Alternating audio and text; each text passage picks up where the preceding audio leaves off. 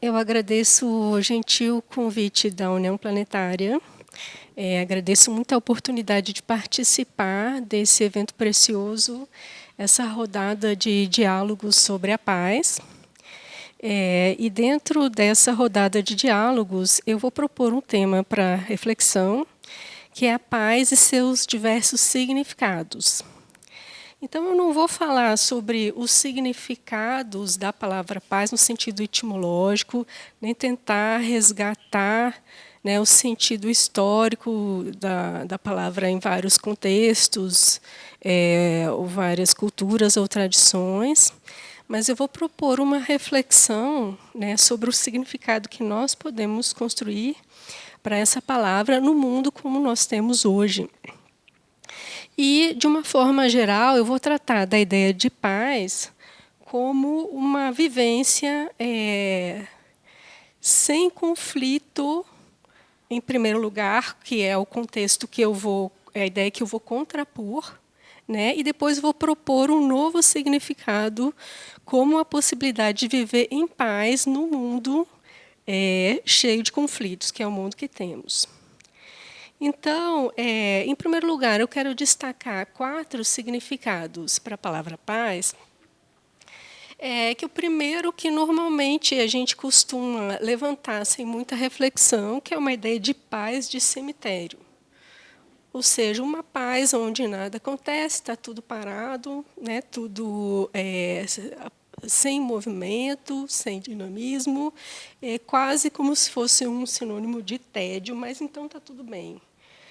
Então, naturalmente, a gente sabe que esse tipo de vida, esse tipo de paz não é possível na nossa vida, né, porque a gente tem uma vida cheia de dinamismo, uma vida cheia de multiplicidade, cheia de contradições, e, naturalmente, nós, então, não vamos buscar uma possibilidade de paz de cemitério, porque ela é absolutamente inviável.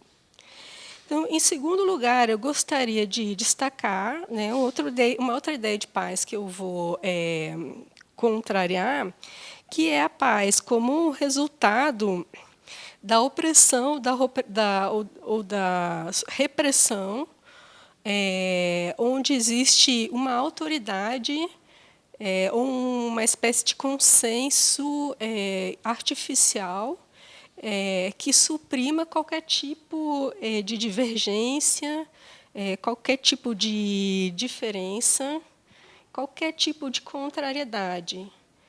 E isso, naturalmente, não é paz, isso é uma força imposta que gera estagnação. Então, em terceiro lugar, eu vou falar da paz, que seria o resultado, supostamente, de uma diplomacia perfeita, né, de formas de solução de conflito altamente eficazes, que atingiriam todas as esferas da sociedade e que resolveriam todos os nossos problemas imediatamente, assim que surgisse um conflito, uma divergência, né, se instauraria esses mecanismos e prontamente se encontraria uma solução e assim viveríamos num mundo sem conflito. E essa terceira ideia eu também não considero viável. Na prática, se tornaria um ideal, apesar de existirem mecanismos de diplomacia, de solução de conflitos que são necessários, que são eficazes, mas eles não têm a capacidade de abranger todos os setores da vida em todos os momentos. Ainda assim, então, apesar de serem construtivos e necessários, eles não são suficientes para resolver problema de violência, problema de conflitos. E, em quarto lugar, eu também vou criticar a ideia de paz como um produto de uma ideologia da paz, que seria proveniente de religiões ou sistemas de pensamentos com os quais nós simplesmente concordamos. Então, eu assisto uma palestra como essa e concluo, puxa, realmente é necessário um mundo sem paz, com paz. E eu, então, concordando com isso, e levando essa ideia às pessoas, todos concordando com isso, naturalmente, passaremos a viver num mundo sem conflitos.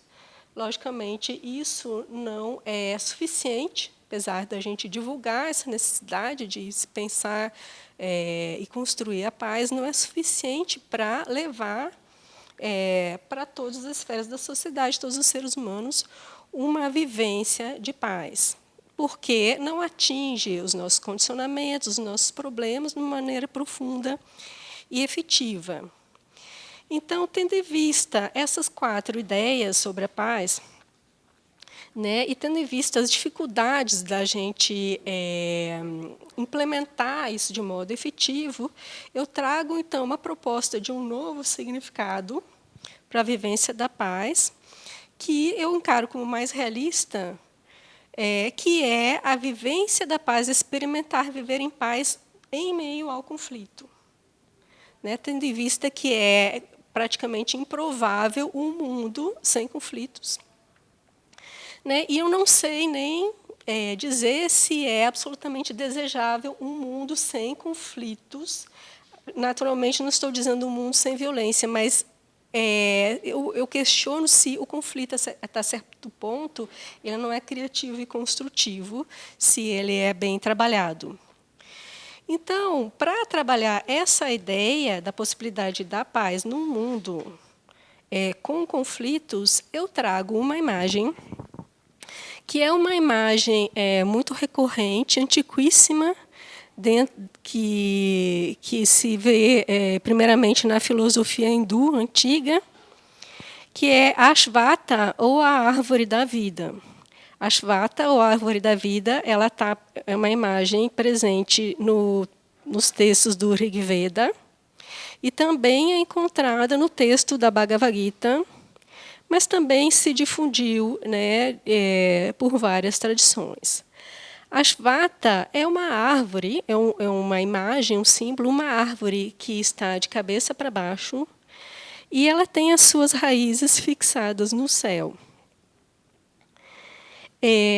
Eu tenho um pequenino trecho da Bhagavad Gita que descreve essa árvore, e apesar de eu não ter preferência, né, por esse texto em relação a outras fontes, por praticidade, por ele ser pequeno, eu vou citar esse pequeno texto que descreve o que é essa árvore.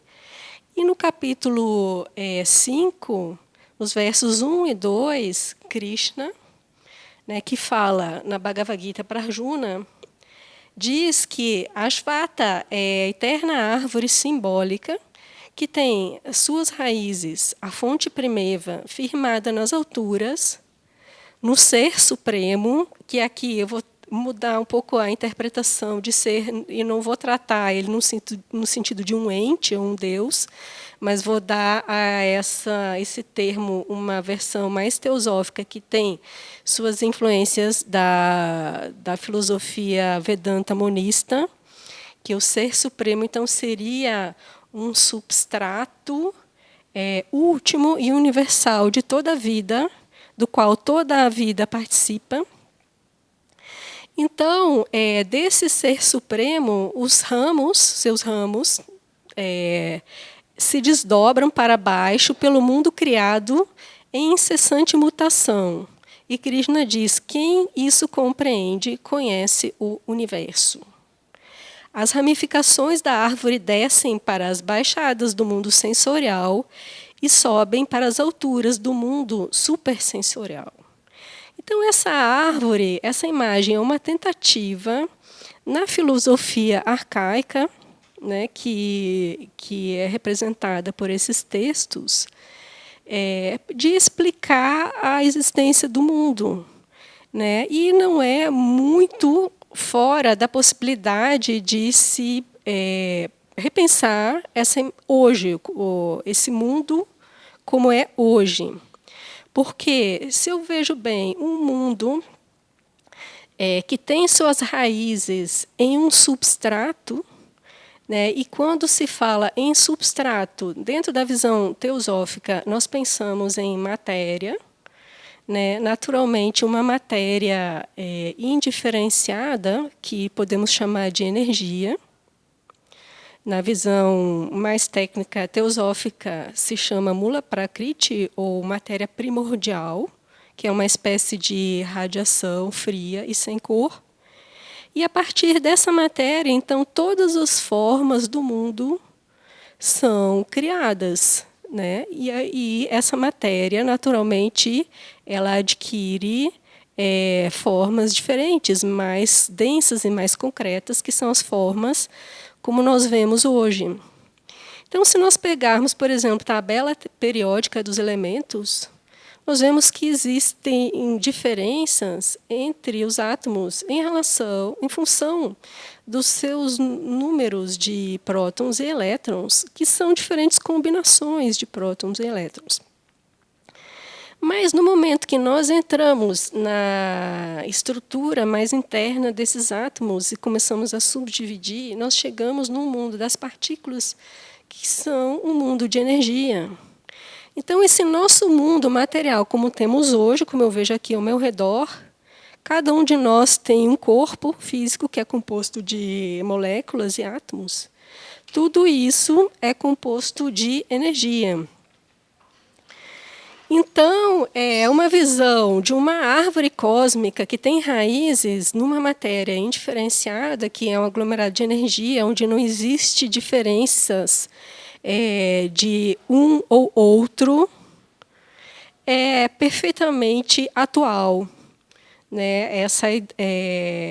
Pensar a partir dessa imagem. Então, veja bem, eu não preciso pensar em termos apenas de metafísica ou de uma construção, de uma teoria que está disseminada num sistema religioso, para perceber que todo esse mundo de diferentes tipos de átomos e diferentes formas, diferentes tempos, diferentes proporções, consequentemente, diferentes interesses, tudo isso está baseado, fundamentado hoje, atualmente, na realidade, a cada momento, num substrato único, que é a matéria ou energia. Então, como disse Krishna, esses ramos, ou seja, todas essas formas diferentes que existem a partir desse substrato único, são as formas que nós temos aqui, como eu e vocês, e como todas as coisas que tem aqui. E isso existe simultaneamente a esse substrato único, que é essa matéria indiferenciada a qual nós podemos chegar. Então, por que eu estou trazendo essa imagem para refletir sobre a paz e para discutir a ideia da possibilidade de viver em paz em um mundo com conflito? Porque, se nós pensarmos bem, esses diferentes galhos, esses diferentes ramos, essas diferentes folhas que crescem a partir dessa árvore, dessas raízes, eles vão apresentar diferenças, vão apresentar contradições, vão apresentar conflitos. E isso não inviabiliza a realidade de, ao mesmo tempo, tudo isso ter um substrato único e ter uma dimensão única. Então, eu vejo essa árvore como uma descrição muito realista, realmente, como diz Krishna, do universo, do mundo como nós temos hoje. E a possibilidade de entender que nós somos ramos em conflito, em contradição, ao mesmo tempo que somos uno, ao mesmo tempo que estamos estabelecidos numa dimensão da vida onde não existe conflito, não existe oposição, nos dá uma outra perspectiva a respeito desses conflitos. Então, no momento que eu sei que eu sou, em uma dimensão, eu participo de algo que é imutável, porque não tem forma, que é permanente, porque não tem tempo, porque não existe nada a ser modificado, que é um tipo de matéria sutil, portanto, eu posso chamar isso também de espírito, ou dizer que está associado a espírito. Ao mesmo tempo que eu estou dentro desses ramos, mas eu também participo desse estado, dessa condição perene, eu vejo que eu não sou os conflitos. Eu tenho, em certas esferas, conflitos, mas eu não sou de modo pleno.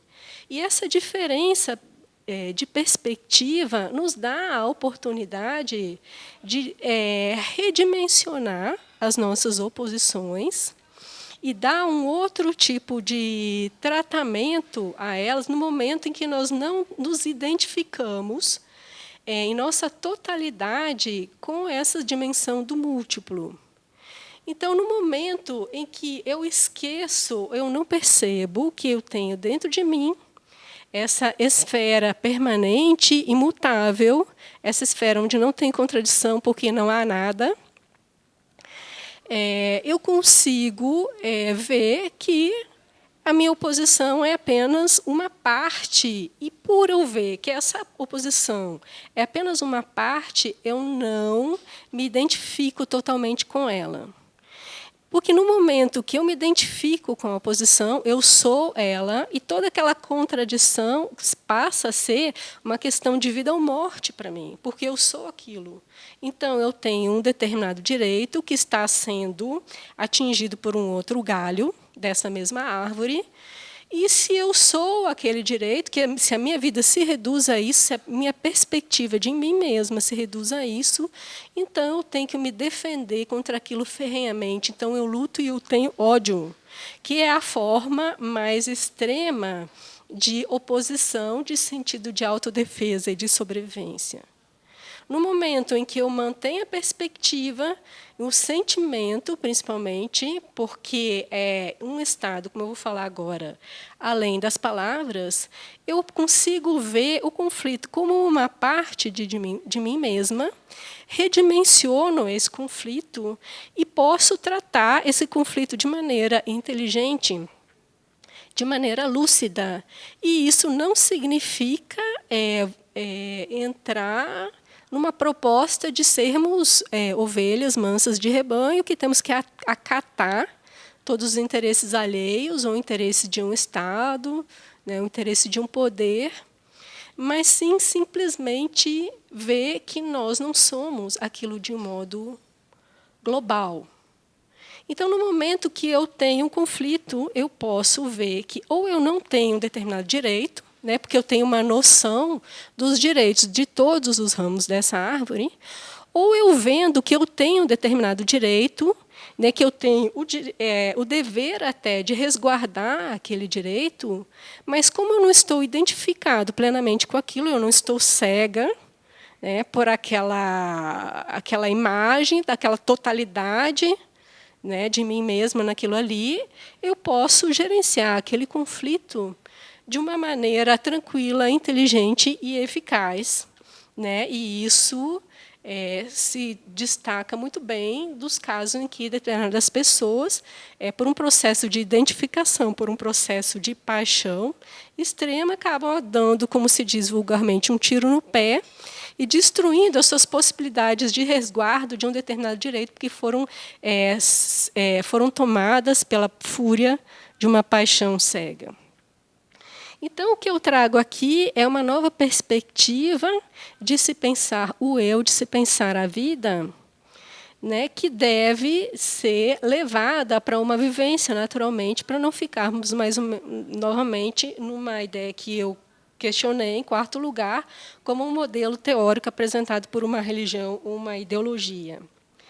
Então, nesse momento, eu saio dessa figura, que é uma ideia que vocês podem chamar de metafísica, e eu vou para uma proposta mais prática que eu trago dos Yoga Sutras de Patanjali em apenas 2 versos, que tratam dos resultados alcançados após a meditação. E esses resultados são a transformação da mente. Então, Patanjali diz que há uma transformação da mente que ocorre quando a pessoa está consciente do intervalo que existe entre um pensamento e outro. Então, como é que eu estou fazendo a ligação dessa proposta prática com a imagem da árvore? Ora, eu falei que a árvore tem suas raízes firmadas em um substrato onde existe indiferenciação. né? Então, seria a matéria no estado indiferenciado, no qual todos nós estamos imersos. E isso é não uma representação metafísica, e sim uma realidade. Agora, esse Sutra de Patanjali, ele nos proporciona o percebimento dessa realidade, dessa indiferenciação que eu mostrei por imagem, como o som e o pensamento, que é um som subjetivo. Então, ele diz que você pode até associar os galhos da árvore com pensamentos. Nós estamos fixados em um substrato onde não existe pensamento nenhum, porque não existe nada a ser descrito por palavras. E nós podemos ouvir esse estado de nada na nossa mente, esse que é representado por um estado de silêncio, que pode ser muito bem percebido entre um pensamento e outro, seja na prática da meditação, seja num esforço de plena atenção. Então, esse estado de transformação da mente, Patanjali chama de percebimento de intervalo. Agora, ele diz, em alguns versos mais adiante, que existe uma transformação mais profunda da mente no praticante da meditação, que se dá quando o percebimento da mente não é submetido a nenhum tipo de mudança, ainda que haja ruído ou silêncio externo. E essa percepção ele chama de percepção do silêncio em meio ao ruído. Ou seja, existe uma possibilidade prática de nós vivermos num mundo cheio de folhas e galhos em conflito, em contradição, ao mesmo tempo que estamos percebendo esse substrato único que eu representei por imagem, mas nós podemos perceber pelo silêncio, que é possível agora ou a qualquer momento em nossas mentes. Então, somos feitos de sons e de silêncio. Os sons representando a multiplicidade de palavras que designam a infinitude das formas, estados, situações do mundo, e temos uma dimensão onde existe silêncio. E nessa prática do silêncio, então, existe a possibilidade da percepção desse nosso enraizamento nessa esfera de indiferenciação. Então, vocês vejam que a árvore ela tem a sua estabilidade onde? A árvore tem a sua estabilidade nas raízes. Porque vem o vento, balança o tronco, pode até quebrar o tronco, balança as folhas, balança os galhos, mas ela é fixa ali, estável, fica fixa nas raízes. Então, assim, em pensar um novo paradigma de viver num mundo com conflito e ainda assim ter paz, ou a partir dessa paz até construir uma paz na sociedade, de um mundo externo, levar essa paz, né, nos relacionamentos objetivos, nós podemos ter como base, ter como fonte essa paz, dessa forma em que se apresenta o nosso mundo, a nossa realidade, que é a observação, a percepção do silêncio. O silêncio dentro de nós é esse nada que tudo permeia e que é a fonte de tudo. Então, por isso, eu trago essa imagem da árvore, Ashvata, né, e do silêncio, com uma possibilidade de prática, né, no dia a dia, a cada momento, desse sentimento de paz, e isso é cada vez mais necessário no mundo hoje, na medida em que nós vivemos num mundo que tem cada vez mais estímulos sensoriais, cada vez mais informação, e isso nos coloca o foco da nossa atenção nessas particularidades, né, nesses eventos, nessas infinitudes das formas, e nos tira essa experiência do silêncio. Quando eu era criança, a gente não tinha WhatsApp, não tinha Facebook, não tinha essa infinidade de recursos de informação, então nós tínhamos, obrigatoriamente, mais momentos de silêncio.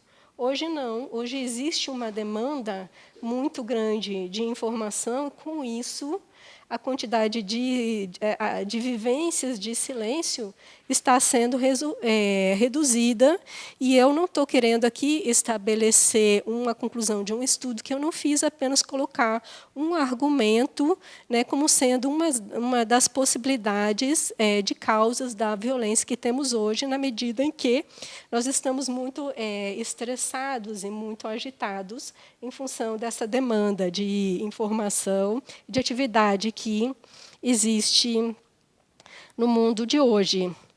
Então, eu coloco essa proposta de resgate da vivência do silêncio, da vivência do nada, como um paradigma para